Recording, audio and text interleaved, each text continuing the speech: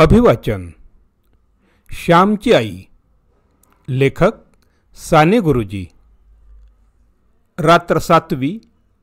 पत्रावळ. अभिवाचक स्वर अनिल सोमणी. पत्रावळ. कोकणात पुष्कळशा घरी पत्रावळीवर जेवणाची पद्धत आहे. साधेपणात किती सुंदरता व स्वच्छता असते. ताटांना ती कलई लावावत ती पोटात दवडा सारी घाण. माझ्या वडिलांना पत्रावळीवर जेवणे फार आवडे. बायकांना सुद्धा त्रास कमी, ताटे घासावायच नकोत. वडील सकाळी शेतावर जावायचे. इकडे तिकडे फिरून कामधाम करून ते 10च्या सुमारास परत घरी येत असत. येताना फुले, पत्रावळीसाठी पाने, कोणा कुणब्याने दिली असली किंवा शेताच्या बांधावर केलेली असली तर भाजी, असं घेऊन सगळे यायचे. वडील मग स्नान करून संध्या पूजा वगैरे करावयास बसत. आम्ही शाळेतून आलेली मुले पत्रावळी लावावयास बसत असू. ताज्या पानांची हिरवीगार पत्रावळ व त्याच पानांचा द्रोण. मला प्रथम पत्रावळ लावता येत नसे. द्रोण तर अगदी साधत नसे. आमच्या कोकणात एक म्हण आहे, पत्रावळी आधी द्रोणात तो जावई शहाणा. पत्रावळ लावण्यापूर्वी ज्याला तिच्याहून कठीण असा द्रोण लावता येईल तो जावई शहाणाच असला पाहिजे.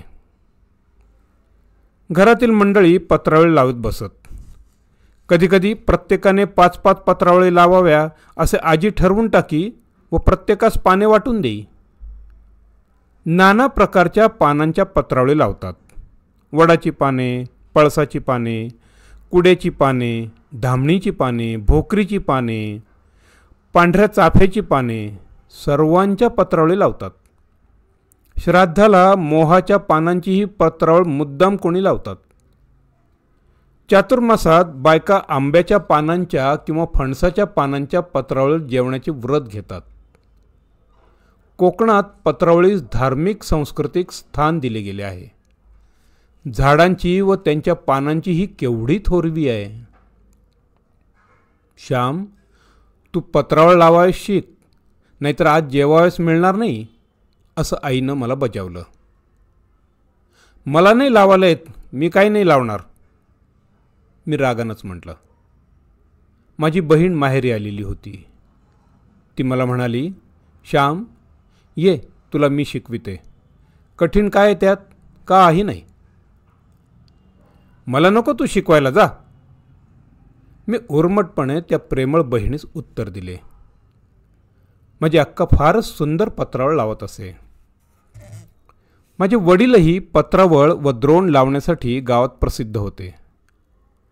आमच्या गावात रामभटजी म्हणून एक होते. त्यांची तर आख्यायिकाच झाली होती. जे पान हातास लागेल ते घेऊन रामभटजी टोचीत जावायचे. चांगलेच पान पाहिजे, हे इथे नीट बसणार नाही वगैरे विचार त्यांच्या मनात येत नसत. कसेही पान असो, रामभटजींच्या पत्रावळीत त्याला स्थान आहेच. कोणाकडे लग्नमुंज असली, प्रयोजन वगैरे असले की गावातील मंडळी त्यांच्याकडे जमा व्हायची व पत्रावळी लावीत बसायची. गप्पा गोष्टी करीत सहकार्याने कामं करावायची. अलीकडे ती पद्धत जात चालली आहे. अशी ही पत्रावळीची परंपरा मला शिकणे भाग पडले, पण मी पडलो हट्टी. मी काही त्या दिवशी पत्रावळ लावली नाही. मी पत्रावळ लावली नाही व आईने माझे पान मांडले नाही. ज्याने त्याने आपापली पत्रावळ घेऊन बसावे असे ठरले होते. माझी पत्रावळ नाही, सारेजण हसू लागले. माझ्यासाठी माझी अक्का रदबदली करू लागली. उद्या लावशील ना श्याम पत्रावळ, उद्या शिक हो माझ्याजवळ. आई, उद्या तो लावील हो, वाडाच त्याला, असे अक्का म्हणू लागली. परंतु आम्ही एरंडासारखे फुगलो होतो. मी नाहीच लावणार, जा, नका वाढू मला जेवायला, माझे आडले खेटर, मी तसा उपाशी राहीन, असं रागानं म्हणत मी ओसरीवर गेलो. पोटात भूक तर लागली होती. कोणी आणखी समजूत घालायला येते का याची मी वाट पाहत होतो. शेवटी माझी थोर निर्भिमानी अक्का तीच पुन्हा मजजवळ आली. ती म्हणाली, श्याम, चल रे जेवावयास. मी उद्या सासरी गेले म्हणजे थोडीच येणार आहे समजावायला. उठ चल. लहानसे ठिकोळे लाव व त्यावर जेवावयास बैस. 3 पानांच्या लहान पत्रावळीस ठिकोळे म्हणतात. 4 पानांच्या पत्रावळीस चौफूल म्हणतात. पळसाचे मोठे पान असले तर एकाच पानावर आम्ही मुले जेवत असू. एकच पान पुरे होत असे. वाटोळी मोठी पत्रावळ तिला घेरेदार पत्रावळ म्हणतात. माझ्या वडिलांना लहान पत्रावळ आवडत नसे. चांगली मोठी गोलदार आवडत असे. रानात भरपूर पाने असतात, त्यात काटकसर कशाला. विस्तीर्ण पात्र भोजनम, जेवावयास मोठे पान घ्यावे असे ते म्हणत. अक्काच्या शब्दांनी मी विरघळलो. सासरी गेल्यावर ती थोडीच रुसणाऱ्या भावाजवळ आली असती. 2 दिवस ती आली होती, तरी मी तिच्याशी नीट वागलो नाही. मला वाईट वाटलं व डोळ्यात पाणी आलं. अक्काने माझ्या हातात पान दिले. हे खाली आधाराला लाव असं ती म्हणाली. मी हातात एक चोय घेतली व टाका लावला, परंतु चोय फार लोचट होती व टाका तुटेना. श्याम, ही दुसरी घे चोय, ही चांगली आहे असं म्हणून अक्कानं दुसरी चोय जुडीतून काढली, मला दिली. कसे तरी मोठमोठे टाके घालून मी ठिकोळे तयार केले व घरात नेले. ही माझी पत्रावळ, वाढ मला, मी आईला म्हटलं. हातपाय धुवून आलास का पण, आईनं विचारलं. हो, केव्हाच हातपाय धुतले, मी काय घाणेरडा नाही, मी म्हटलं. घाणेरडा नाहीस, परंतु सुसू तर करतोयस. नाक नीट शिंकरून ये, तर मी इकडे वाढते, आई म्हणाली. मी नाक स्वच्छ करून आलो व जेवावयास बसलो. पोटभर जेव चांगला, उगीच हट्ट करतोस. तो शेजारचा वासू एवढासा आहे, पण कशी छान पत्रावळ लावतो, आई बोलत होती. मी रागानं भराभर जेवत होतो. पत्रावळ कशी तरी लावलेली होती. तिचा एक टाका निघाला व माझ्या घशात अडकला. मी घाबरलो. शेवटी निघाला एकदाचा. टाके जातात घशात तरी म्हणे तूच पत्रावळ लाव. मला लावायला येत नाही तरी म्हणे लाव. मी रागानं म्हटलं. आमच्या घशात नाही जात ते. तू निष्काळजीपणानं लावलीस याचे हे प्रायश्चित्त. जोपर्यंत तू चांगली पत्रावळ लावण्यास शिकणार नाहीस तोपर्यंत तुझीच पत्रावळ तुलाच ठेवण्यात येईल, आई म्हणाली. मी दुसऱ्या दिवसापासून चांगल्या पत्रावळी लावण्याचा निश्चय केला. अक्का पत्रावळ कशी लावते, कशी दुमड घालते ते पाहू लागलो. काही पानांना दुमड घालावायची असते. ज्याला आपणापेक्षा एखादी चांगली गोष्ट करता येत असेल त्याच्याजवळ जाऊन शिकले पाहिजे. त्यात गर्व कशाला. प्रत्येक गोष्ट चांगली करता आली पाहिजे.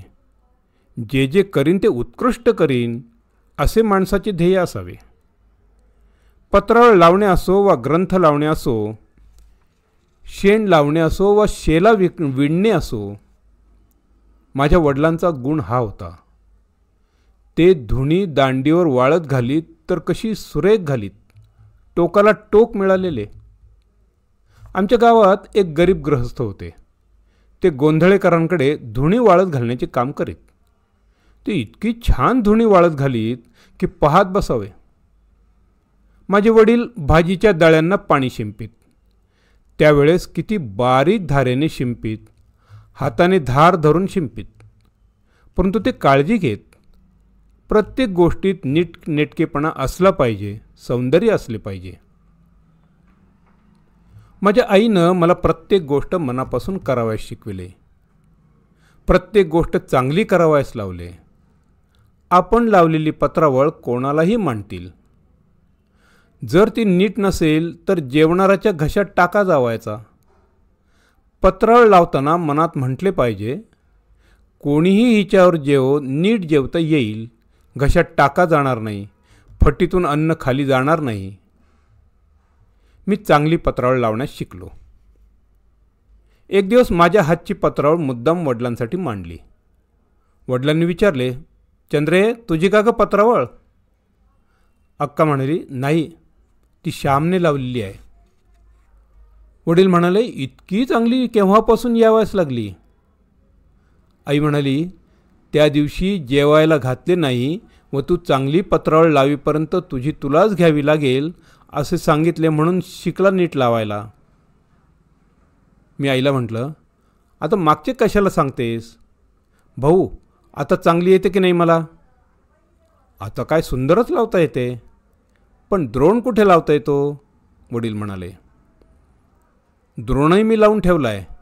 विहिरीवर अक्काने लावलेला एक द्रोण मी घेऊन आलो व त्याच्यासारखा लावीत बसलो. शेवटी साधला. मी तुम्हाला जेवण झाल्यावर दाखवीन, मी सांगितलं. माझ्या पत्रावळीचे गुणगान झाल्यामुळे मी जरा फुशारून गेलो होतो. जेवण झाल्यावर मी द्रोण वडिलांना दाखवला. चांगला आहे, पण इथं थोडा चुकला आहे. समोरासमोरचे कोपरे सारख्या दुमडीचे हवेत असे म्हणून त्यांनी सुधारून दिला. मी तो सुधारलेला द्रोण आईला नेऊन दाखविला.